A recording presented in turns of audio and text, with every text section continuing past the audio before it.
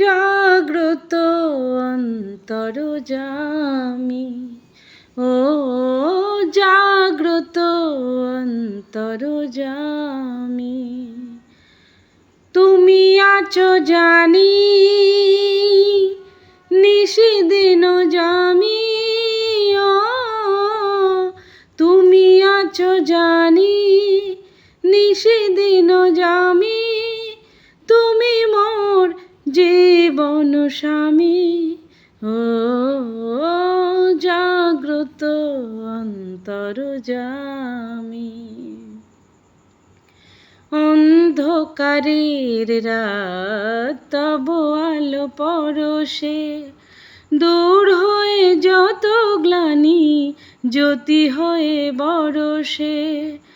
অন্ধকারের রাত তব আলো পরশে, দূর হয়ে যত গ্লানি জ্যোতি হয়ে বরষে।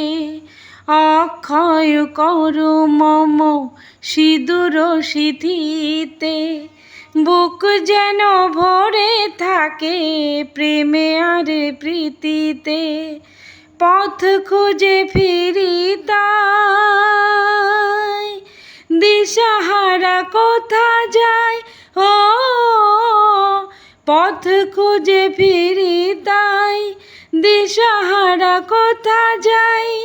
তুমি আছো তাই শুধু জানি, ও জাগ্রত অন্তর্যামী, ও জাগ্রত অন্তর্যামী। নমস্কার, সবাই কেমন আছেন? কাকলি সংসারের আরও একটি ব্লগে আমি আপনাদের সবাইকে স্বাগত জানাচ্ছি।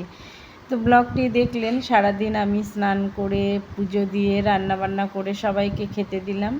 তো দুপুরবেলা অনেকটা টাইম পেরিয়ে এসেছি আমরা খাওয়া দাওয়ার পরে। তারপরে আজকে ছেলে পড়তে যায়নি, ছুটি। তো এটা আমার শুক্রবারের ব্লগ। শুক্রবারে আমরা নিরামিষ খেয়ে থাকি, তো নিরামিষ রান্নাবান্না করেছিলাম সব। আর এই যে ছেলে বিকেলবেলা খেলাধুলো করছে, আমি সেগুলো একটু ক্যামেরা করছিলাম, আপনাদের দেখাবো তাই। তারপরে সন্ধ্যাবেলা ওদের সব খিদে পেয়ে গেছে, সারাদিন নিরামিষ খাওয়া দাওয়া হয়েছে তো আজকে।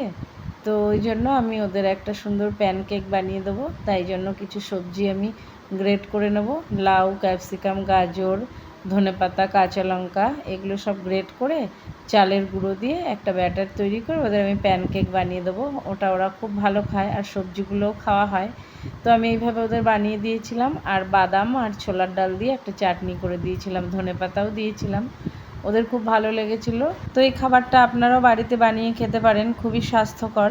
আর আজকে আমার ব্লগটি এই পর্যন্ত ছিল। ব্লগটি কেমন ছিল অবশ্যই কমেন্ট করে জানাবেন। সবাই সুস্থ থাকবেন, ভালো থাকবেন। দেখা হচ্ছে আরও একটি নতুন ব্লগে।